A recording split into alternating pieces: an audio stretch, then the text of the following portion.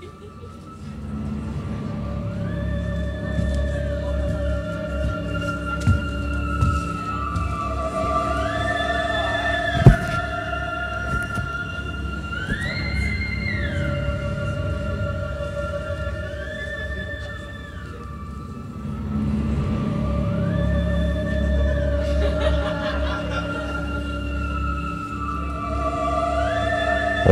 stopp.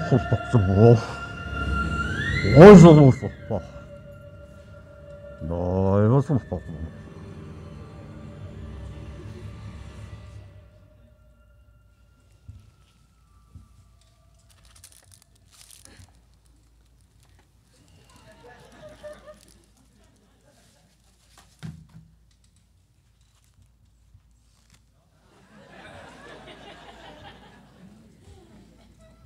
On m'a dit de sourire, que c'était important de sourire pour ne pas faire peur. Bienvenue au peuple québécois, paix sur la terre. Ah, vous ne pouvez pas lire.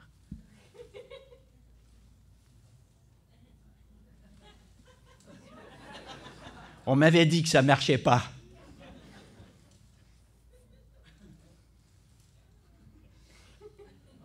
Ah! On m'a aussi dit de prendre l'accent québécois. Que le message passerait mieux si j'avais l'accent québécois. C'est bon comme ça? C'est pas la bonne, hein? Bon, attendez, je vais changer. Bon, c'est-tu mieux comme ça? Ça a du bon sens? Hey, les enfants, c'est pas mes mains, hein, ça. C'est des gants. Vous savez pourquoi j'ai les doigts pointus comme ça? C'est parce que les ingénieurs de mon vaisseau, ils ont fait les boutons tellement petits que j'avais besoin des doigts pointus pour peser sur les boutons. Ah, les ingénieurs. On a du problème avec eux sur notre planète aussi. Bon. Eh bien, c'est mieux comme ça, hein? On m'avait dit, je prends un très grand risque en venant ici, parce que je ne suis pas chez moi. Et je ne savais pas trop comment vous alliez m'accueillir. Et j'espère que les enfants, vous n'avez pas eu peur. Vous n'avez pas eu peur? Excellent. Parce que l'idée, ce n'était pas de vous faire peur. C'était...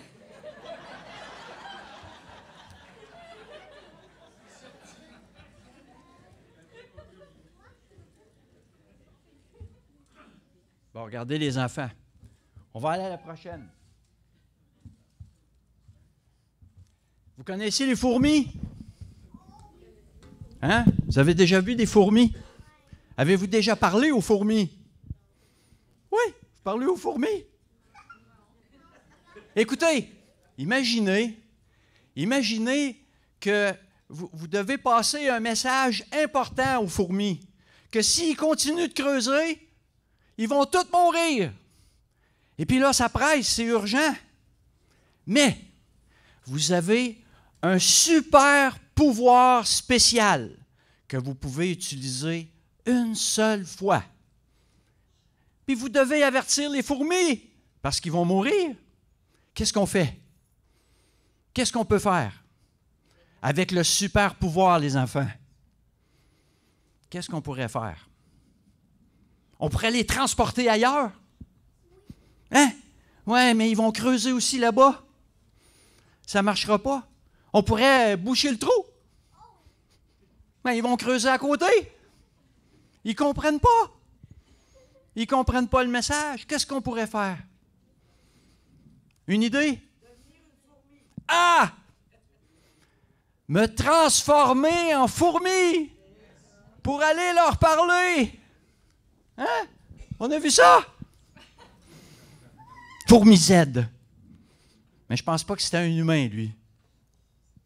Il fallait les avertir qu'il y avait un problème. Il y avait un danger qui venait.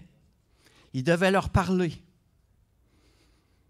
Connaissez-vous quelqu'un qui a changé d'apparence pour venir nous parler? Pas moi, là, pas l'extraterrestre, hein? Ça, c'est pas vrai en passant. En tout cas, moi, je ne crois pas à ça. C'était une blague. Connaissez-vous quelqu'un qui s'est transformé pour venir nous parler, qui a changé pour nous ressembler et nous parler, pour nous dire qu'on était en danger? Je pense qu'il y en a une réponse. Jésus! Bravo! Vous avez passé le test.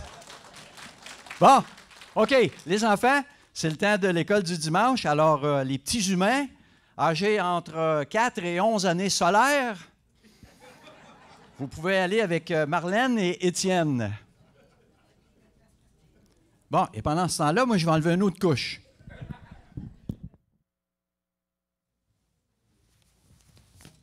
Parce qu'on m'a dit que je devais vraiment vous ressembler. Ah! On va enlever les bottes spatiales.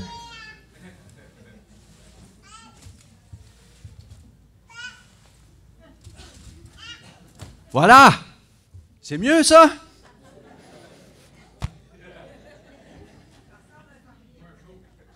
Écoutez, on fait ce qu'on peut, hein?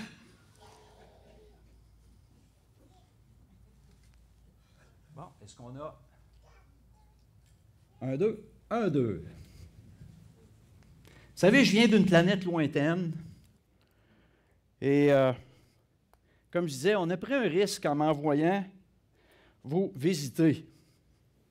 Ça fait longtemps, ça fait vraiment longtemps, mes lunettes sont dans mon habit. Et dans quelle poche? C'est la bonne.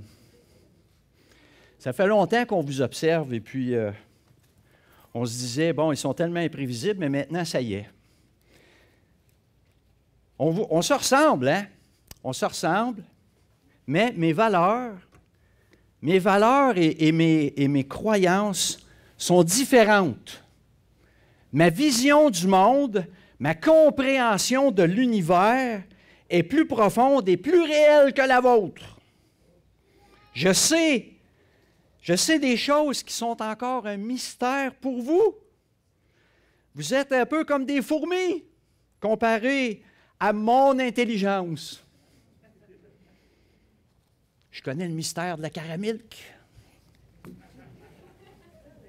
Et vous savez, dans notre monde, les hommes, dont je suis, nous comprenons parfaitement nos femmes. Ce qu'elles pensent, ce qu'elles ont comme émotion, on les comprend parfaitement. Ça nous a pris des millions d'années d'évolution pour y arriver. Alors, je me suis donc transformé pour me rapprocher de vous, changer mon apparence et j'ai seulement que 3 années de vos révolutions solaires pour vous enseigner tout ce que vous devez savoir. Et votre vie en dépend. On n'a donc pas de temps à perdre. Vous connaissez sûrement ce film, un grand classique de mon enfance, hein? The Day the Earth Stood Still, le jour où la Terre s'arrêta. Ce film-là a marqué mon enfance. Et ce matin, j'avais le goût de jouer ce rôle-là. Depuis que je suis tout petit, c'était comme sur mon bucket list. C'est fait. Mais il y a un aspect de l'histoire, qui me fascinait, qui marquait mon imaginaire, ma peur des extraterrestres peut-être. Et c'est surtout quand j'ai vu les créatures débarquer du vaisseau que là, je me suis dit, hey, ils nous ressemblent. Ils ont une apparence, ils ont une forme, ils ont une image humaine. Et ça me rassurait. Puis je trouvais qu'il parlait très bien français aussi, l'extraterrestre. Vous vous souvenez de son nom? Il s'appelait Klaatu. Et puis il y avait Gort, le robot. Bon, je pense qu'il y a eu une version plus moderne avec, comment il s'appelle le monsieur? Keanu Reeves. Bon, là, je sais qu'on est loin de Keanu Reeves ce matin. Mais en réalité, l'extraterrestre, il explique aux gens que sa véritable apparence leur ferait trop peur et qui a pris la forme humaine pour établir le contact. C'est génial, non, hein? Mais je vous informe que le scripteur du film, qui est M. Edmund North, il n'a pas inventé ce concept-là. Je doute même qu'il s'est inspiré d'une histoire vraie. Mais ça, je vous en reparle plus tard. On a donc une nouvelle mini-série qui débute ce matin. Prendre des risques. Donc, ce sera notre mini-série pour l'automne et certainement une partie de l'hiver. Ça n'a pas l'air, mais l'hiver s'en vient. Et à chaque premier dimanche du mois, on va avoir une partie sur ce qu'est prendre des risques, mais toujours dans la perspective de la marche chrétienne. Bon, vous savez tous ce que c'est prendre un risque. Hein? Il y a toutes sortes de risques dans la vie. Mais c'est quoi? C'est quoi, en fin de compte, un risque? On va regarder une définition, celle du Larousse. Le risque, c'est masculin.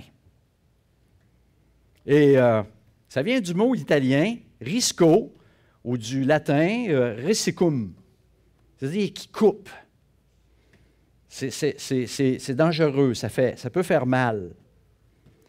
Première définition, probabilité d'un fait, d'un événement considéré comme un mal ou un dommage.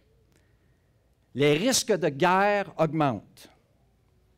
Deuxième définition, danger, inconvénient, plus ou moins probable auquel on est exposé. Courir le risque d'un échec. Un pilote qui prend trop de risques. Fait de s'engager dans une action qui pourrait avoir un avantage, mais qui comporte l'éventualité d'un danger. Avoir le goût du risque. Tu sais, comme le jeu, l'adrénaline, les sports extrêmes. Et qu'est-ce qu'on dit, hein? Qui ne risque rien n'a rien. Il y a les grossesses, une grossesse à risque. Il y a des placements à risque. Une opération, une chirurgie à risque. Et quatrièmement, préjudice, sinistre éventuel que les compagnies d'assurance garantissent moyennant le paiement d'une prime contre les risques naturels ou industriels. C'est garanti jusqu'à temps que ça arrive. Et on a même parfois des avertissements par rapport aux risques. Hein? C'est-à-dire, aventurez-vous, faites cette activité à vos risques et périls. Et il y a même ces grosses pancartes avec un indicateur, une aiguille, hein? L'indice du risque d'incendie. On a vu ça le printemps dernier à travers le Canada, hein? De bas, moyen à extrême. Mais on va s'entendre, le risque, en général, le risque fait peur. Le risque est anxiogène. Ça nous fait craindre l'avenir. Et pourquoi? Parce qu'il y a l'inconnu du résultat et des conséquences qui s'ensuivent. On ne sait pas si ça va se produire, mais on sait que si ça se produit, il y a quelque chose qui va mal aller. On est inquiet. On a peur. Puis c'est normal. Bien, si c'est normal, pourquoi en parler? Mais si c'est normal, est-ce bien? Est-ce désirable? Tu sais, on peut considérer quelque chose de tout à fait normal, tout en étant conscient que ce n'est pas une condition qui est désirable. On vous dira aujourd'hui qu'il y avait une drag queen à l'école primaire cette semaine. C'est normal, là. Mais est-ce que c'est bien? Est-ce que c'est bon? C'est une bonne affaire? Est-ce que, on va dire que c'est normal d'avoir la grippe. Mais pourtant, personne ne la veut. On va tout de même vous dire que c'est bon pour toi parce que ça va créer, ça va renforcer ton système immunitaire et puis là, ton corps va te protéger jusqu'à la prochaine fois que tu l'attrapes. On ne s'en sort pas. Et c'est certain que dans certaines situations, en étant conscient du risque, ça nous protège aussi. Tu sais, on est plus prudent pour éviter un accident, éviter un piège. Tu sais, si j'ai à passer dans une ruelle qui n'est pas très bien éclairée, je vais peut-être faire un détour. Ou tu sais, si j'ai à nourrir un chien qui est réputé de mordre, je vais faire attention. Mais moi, je parle des risques associés à toutes sortes de petites et grandes décisions que nous prenons parfois quotidiennement.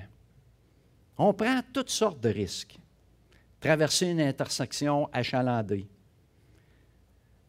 Maintenant, à Montréal, ce n'est plus les intersections de taux, c'est les passages de vélos qui sont dangereux. Avec les trottinettes électriques puis les vélos, écoute, il y en a, ils vont 40, 50 km/h, tu ne les entends pas venir.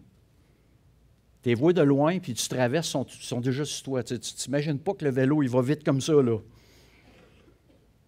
Donner son numéro de carte de crédit au téléphone. C'est risqué, ça. L'achat d'une nouvelle voiture. Grosse dépense. Démissionner de son emploi. Diverses raisons qui peuvent nous amener là. Abandonner une session à l'école.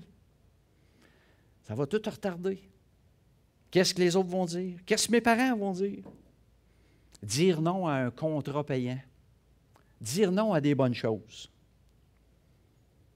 Aller dire à mon voisin qui nous dérange avec sa tondeuse lors du souper. Mais là, c'est bon, je pense qu'il m'entendait parce qu'il y a une belle petite tondeuse électrique à cette heure. Ouh, ça fait presque plus de bruit. Ou d'aller demander à ce beau jeune homme ou cette belle jeune fille d'aller prendre un café au McDo pour faire connaissance. Tout d'un coup, il n'aime pas le café. Ou peut-être qu'il est anti-McDo. Se marier. Avoir un enfant. Ou dire à ma femme que il me semble qu'il y a un peu plus de poussière que d'habitude sur les meubles dans le salon. Ça, c'est risqué. Mais blague à part, vous comprenez à quoi je fais référence. Hein? Regardez ce philosophe français, Jean Grenier. Jean Grenier qui écrit dans une vie qui repose sur un perpétuel pari, le risque peut être un perpétuel bonheur. Peut être. Ça peut être un malheur aussi. Donc, on ne sait pas, c'est risqué. Il y a toujours du risque. Il y a aussi tous les aspects qui sont reliés à la marche du croyant. Partager sa foi au travail, à l'école, en famille. Tu sais, ma réputation, mes relations d'amitié, même l'atmosphère. Ça risque de tout gâcher. Fait qu'on se dit, c'est trop risqué, pas pour le moment. D'aller quelque part où je ne devrais pas être. Je risque de céder à la tentation. De déposer dans mon offrande une partie de mon essentiel. C'est peut-être pas de lait dans l'épicerie cette semaine. Écoutez, la plupart d'entre nous, soyons francs, on pige dans la graisse, nous. On ne va pas jusqu'à l'os. Pour la plupart, je parle. J'avais dit ça une fois à un couple, et puis la dame m'avait répondu, « Ah, mon dos, elle dit, si je pouvais donner ma graisse, je la donnerais toute! » Hey, l'évangélisation en public, le porte-à-porte, les kiosques, des risques, ça. Vous risquez de recevoir des feuilles en pleine face ou même d'avoir une espèce de violence verbale. C'est déplaisant. Partir en mission. Vous savez, il y en a dans ça, ils risquent gros. Et puis, ils goûtent réellement à la dépendance de Dieu. Et je crois que c'est un peu dans ce sens-là qu'on veut présenter cette série, de nous amener dans une forme de dépendance de Dieu à travers les risques, mais sans craindre. Mais c'est ça l'énoncé. L'énoncé pour nous, c'est que nous craignons les risques. Alors, puisqu'on connaît bien le mot « risque » maintenant, on va examiner le sujet de l'énoncé. C'est qui ça, nous? C'est qui le nous? Vous le connaissez? Ou je devrais dire, vous les connaissez? Parce que faut que je le mette au pluriel. Parce que je dis nous. Nous, c'est qui? Imaginez que lorsque vous parlez aux gens, vous parlez à votre voisin, puis on utilise le nous. Hein? C'est-à-dire que quand je parle de moi, je suis tout le temps à la première personne du pluriel. Ben, nous avons fait le gazon ce matin, nous avons fait le ménage dans le cabanon, puis après ça, nous avons relaxé dans un bon bain chaud. Et puis là, il y en a peut-être qui vous diraient, ben écoute, pourquoi tu parles toujours au nous comme ça? Tu n'es pas célibataire, toi? Ben oui, en effet. Mais nous, c'est moi et Jésus. Tu le connais? Ben oui, en effet. Nous, c'est moi et Jésus. Ben disons que c'est risqué comme façon de parler. Quelqu'un pourrait glisser discrètement la carte d'affaires de son psy, dire, écoute, appelle-les, ça va. Ça peut être bon. Mais non, on ne parle pas comme ça. Mais, est-ce que nous vivons intérieurement, réellement, cette dualité? C'est ça le nous. C'est deux personnes. C'est toi et Jésus. C'est moi et Jésus. Jésus. Comment le décrire à une personne qui ne sait rien, ou presque, de lui? Parce que, bien sûr, on veut le présenter, hein, on veut le présenter à tous nos prochains, n'est-ce pas? Mais là, je ne veux pas vous commencer un trip de culpabilité quand je dis ça. Mais parfois, c'est juste bon. C'est juste bon qu'on s'auto-examine à ce niveau-là. Il y a toujours de l'amélioration à faire. Bien, et vous êtes en compagnie, imaginez-là, vous êtes en compagnie de votre épouse. Et puis là, vous rencontrez, je ne sais pas moi, à l'épicerie, vous êtes à un festival, vous rencontrez un ami de longue date, du temps là, que vous étiez célibataire. Ça fait longtemps que vous n'étiez pas vu. Là, vous vous saluez. Et puis, vous faites quoi ensuite? Bien, vous allez présenter la personne qui est à votre côté. C'est-à-dire, par exemple, Gabriel, je te présente Marlène. Mais vous ne dites pas juste son nom. Il va se demander, Marlène, c'est qui Marlène? Marlène, mon épouse. Ah! Il faut que je dise qui elle est, qu'est-ce qu'elle représente pour moi. Ou ça peut être ma blonde, mon chum. Mais ça, c'est pour ceux qui ne sont pas mariés. Parce qu'aujourd'hui, je me souviens, quelqu'un au travail, il parlait, mon chum, je savais qu'il était marié. Mon chum a fait ci, mon chum revient de voyage. Là, j'ai dit, coudonc, ton mari, dans ça, il fait quoi? Mais là,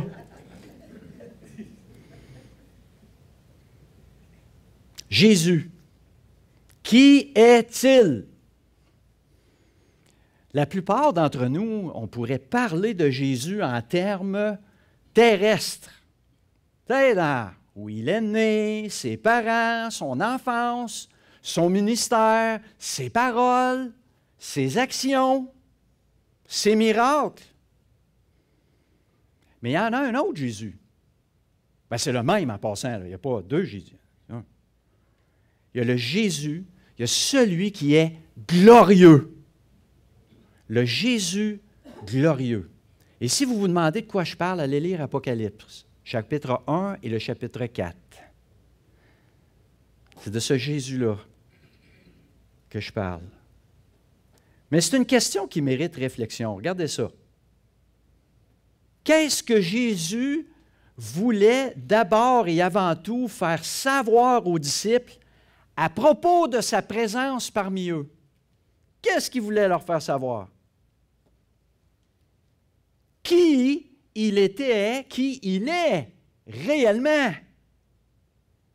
Parce que on pouvait l'appeler un sage, un maître, un rabbin, un nourrisseur, un guérisseur. Mais moi, je ne crois pas que Jésus voulait être reconnu comme ça,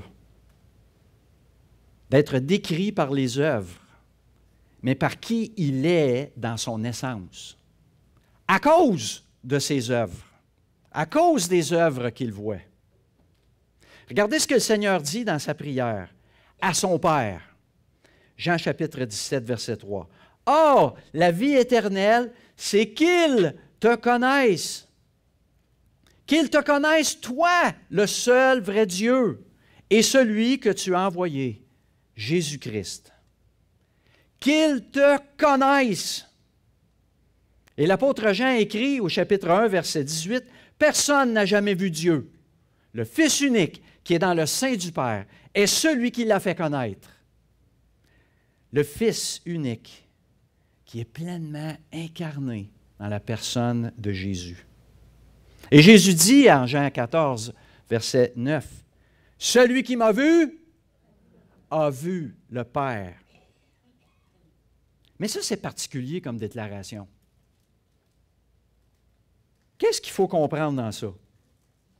Que le Père qui est dans les cieux est un homme dans la trentaine, cheveux longs, barbe, ni beauté, ni éclat pour attirer les regards, un aspect qui n'a rien pour plaire. C'est ça le Père céleste. Et qu'est-ce qui est arrivé à « Mon âme bénit l'Éternel, Éternel mon Dieu, tu es infiniment grand, tu es revêtu d'éclat et de magnificence. Il s'enveloppe de lumière comme d'un manteau. » Psaume 104. Le Père est un Dieu de gloire et de splendeur à un point tel qu'on ne pourrait le voir sans mourir, sans vivre. Mais ce Jésus, homme de Nazareth, il ne fait pas mourir en le regardant, mais il se compare au Père. Il dit aux disciples que le Père est en lui et qu'il est en le Père. Jésus, le Fils, désirait ardemment faire connaître à ses disciples la gloire en la personne de son Père. Mais il ne saisissait pas. Même après 3 années avec ses disciples, Jésus, connaissant parfaitement leurs pensées et leur cœur, il dit, Jean 14, 7, « Si vous me connaissiez, vous connaîtriez aussi mon Père. Et dès maintenant, vous le connaissez et vous l'avez vu. » Et là, Philippe, qui rétorque, « Seigneur, montre-nous le Père, et cela nous suffit. » Mais là, c'est comme tu étais où quand je viens de dire que vous l'avez vu, hein? Tu n'écoutais pas, Philippe? Mais non. Verset 9, Jésus lui dit, « Il y a si longtemps que je suis avec vous et que tu ne m'as pas connu, Philippe. Celui qui m'a vu a vu le Père. Comment dis-tu, montre-nous le Père? » Comment faire comprendre à des êtres comme eux, comme nous, si limités en intelligence? Et voilà que quelques versets plus loin, Jésus il va beurrer une couche de plus en leur annonçant qu'un autre allait venir après son départ. Ces pauvres disciples, c'était juste trop à absorber tout ça. Et puis même pour nous, hommes, femmes du 21e siècle, l'essence même de la Trinité demeure insaisissable. Imaginez là, mon extraterrestre de tantôt, là, que si son message avait été qu'il allait faire disparaître, hein, je vous annonce qu'on va faire disparaître tous les systèmes monétaires du monde, de la planète, pour les remplacer par une nouvelle devise universelle, contrôlée par une fédération de planètes intergalactiques, qui a pour but d'éliminer toutes les formes de pauvreté et d'inégalité sociale. Vous téléchargez l'appli, vous avez tout un appareil mobile, téléchargez l'appli, vous cliquez, ça se fait automatique. En 2-3 secondes, puis ça s'arrange. Je vous dis, il y en a un paquet. Il y en a un paquet sur la planète qui suivrait. Ils sont tellement mal pris que ça, là, ça serait bon. Bonne affaire, ça. Je la veux, son appli. Mais, imaginez, ça diviserait tellement la planète. Ça créerait un remous financier. Et ceux qui ont beaucoup à perdre dans ça, il s'arrangerait pour le faire disparaître. Moi, je ne lui donnerais pas 3 ans. Vous vous souvenez du film? Le Martien, il débarque de sa soucoupe. Ça n'a pas duré 5 minutes. Pow! Une balle en plein cœur. Les gars de l'armée et la police étaient tellement nerveux, là. Mais c'est vrai qu'il y avait un truc bizarre dans ses mains, là. Ça faisait menaçant un peu, mais quand même, il n'avait rien fait de mal. Il y a une balle en plein cœur, puis il meurt. Mais coup de théâtre, son robot, Gort. Là, il sort la capsule, lui. Oh, oh! Toum, toum, avec son laser. Mais il ne tue personne. Il ne tue personne. Il fait juste neutraliser les armes. Il ramasse le Martien, qui est mort. Il l'emmène dans sa coupe. Puis il le ressuscite. Son robot bienveillant. Vous savez, je vous l'ai dit, ce film-là est inspiré sur une histoire vraie. Puis on va revenir à l'histoire des fourmis avec les enfants. Ça, c'était un missionnaire qui racontait ça à des enfants de la rue en Afrique. Des enfants qui vivent dans la rue, qui n'ont rien, qui sont laissés à eux-mêmes. Et qui venaient souvent à l'orphelinat pour la nourriture et puis entendre des histoires de la Bible. Les enfants aimaient ça. Et puis là, le missionnaire, il disait, de quoi je pourrais leur parler ce matin? Puis là, il leur parle de ces fourmis-là. Qu'est-ce qu'on peut leur dire? Qu'est-ce qu'on peut faire? Puis il y en a un des enfants, il dit, moi, je me transformerai en fourmi pour aller leur parler. Puis là, il dit, imaginez, il dit, l'être le plus puissant, le plus grand que l'univers, parce que c'est lui qui l'a fait, il s'est rapetissé à notre grandeur, puis il a abandonné sa demeure, il a abandonné tous ses pouvoirs, puis il est venu nous annoncer la plus merveilleuse de toutes les nouvelles. Je suis là, avec vous. Croyez en moi. Suivez-moi. Vous n'aurez plus jamais faim. Vous n'aurez plus jamais soif. Vous ne mourrez pas. Et vous posséderez tout ce qui m'appartient. Hey, les enfants de la rue, hein? Il est où? Il est où cet homme-là? On veut le rencontrer. Mais là, le missionnaire leur explique que des gens qui l'écoutaient, ils n'étaient pas d'accord avec lui. Puis ils se sont arrangés pour le faire mourir. Ils étaient jaloux. Il allait perdre des choses. Puis ils l'ont crucifié sur une croix. Et là, il y a un des enfants, il a dit, « Je le sais de qui tu parles. » Là, il a allumé, lui, parce qu'il avait entendu les histoires. « Tu parles de Jésus. » Et là, les enfants étaient tous excités. Cet être le plus puissant qui a tout risqué, même sa vie. Il a tout risqué à ta place, à ma place. Il a fait tout ce que j'étais incapable de faire. Mais ce que les méchants ne réalisaient pas, c'est qu'on ne peut pas tuer cet être tout-puissant, qu'il a un papa tout-puissant qui veillait sur lui et qui l'a ramené à la vie. Et là, il est réapparu quelques jours plus tard pour annoncer aux gens que son travail sur la terre était terminé et qu'il règne en roi dans les cieux et qu'il nous prépare une place. Et mieux que ça encore, il nous envoie quelqu'un d'autre, le Saint-Esprit, pour nous consoler et habiter en nous, en toi. Ce Jésus qui est avec toi, il est glorieux, il est éternel. N'est-ce pas formidable? Ça a l'air que les enfants étaient tout excités. Ils saisissaient une dimension de Jésus qu'ils n'avaient pas compris dans les histoires d'avant.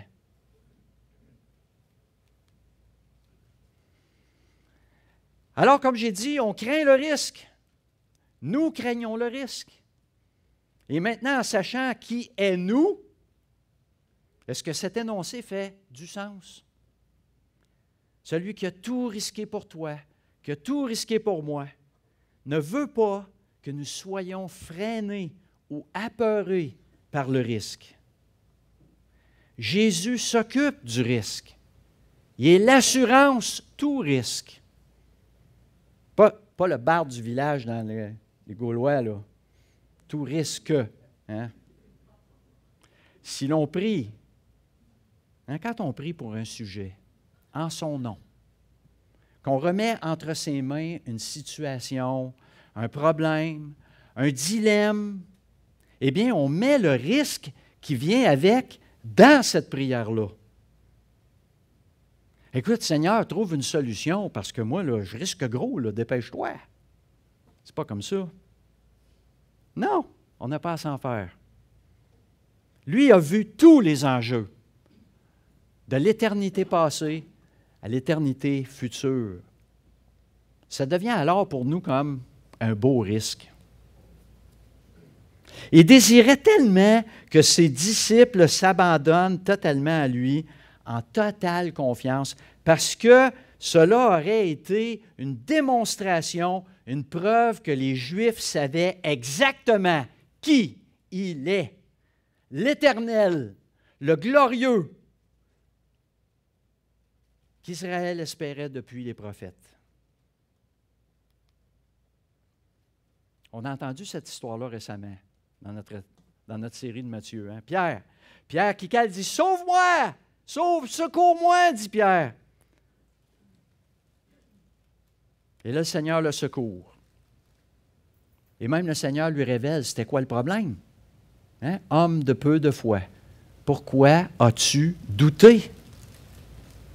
C'est pas comme, ah ben tu sais, Pierre, il y a une technique spéciale hein, pour marcher sur l'eau, surtout quand il y a de la houle, du vent, tout ça. Ça va te prendre du temps, mais tu l'as. Non. C'était un manque de foi. Un manque de foi.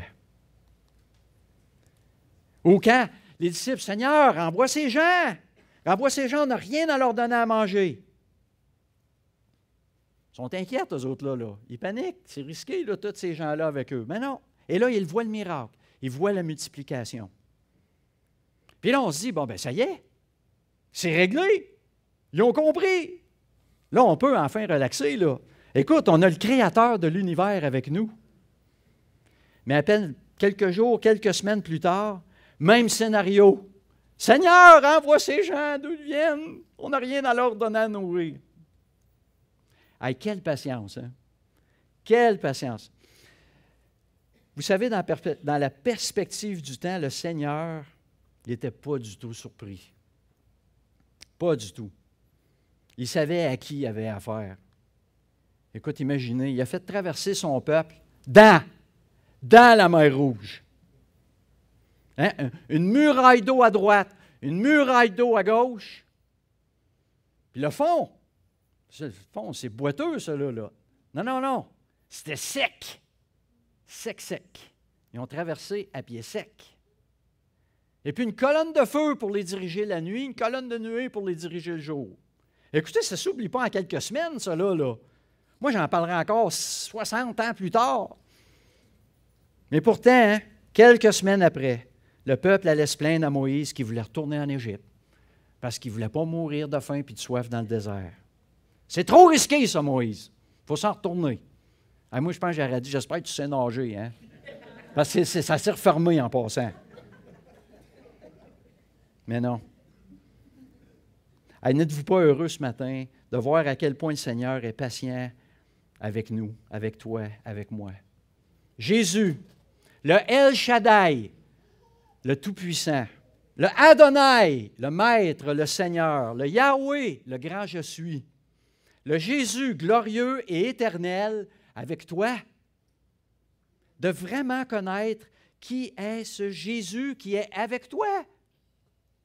Bon, ça, c'est le principe, mais ça ne se passe pas à merveille avec chacun de nous. C'est-à-dire qu'on ne comprend pas ça. On est conscient du fait, c'est un fait, on en est connaissant, mais on dirait que ça ne nous habite pas à 100%. On n'a pas une conviction parfaite, infaillible de tout ça. Ça nous échappe.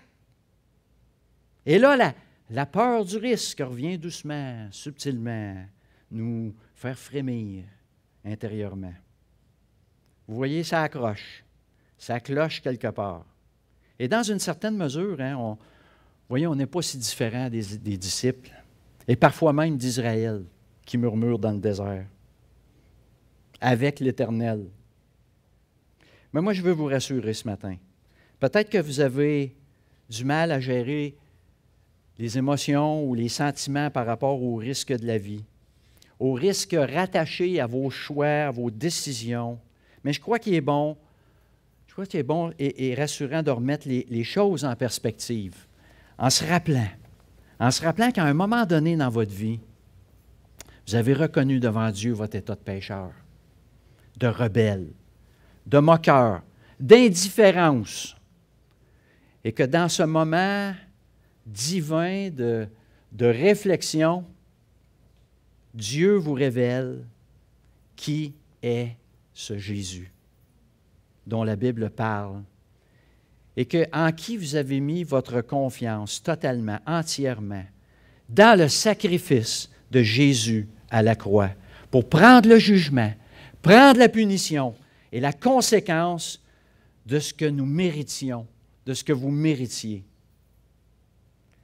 Dites-vous qu'à ce moment-là, vous avez éliminé le plus gros risque qui pendait au-dessus de votre tête.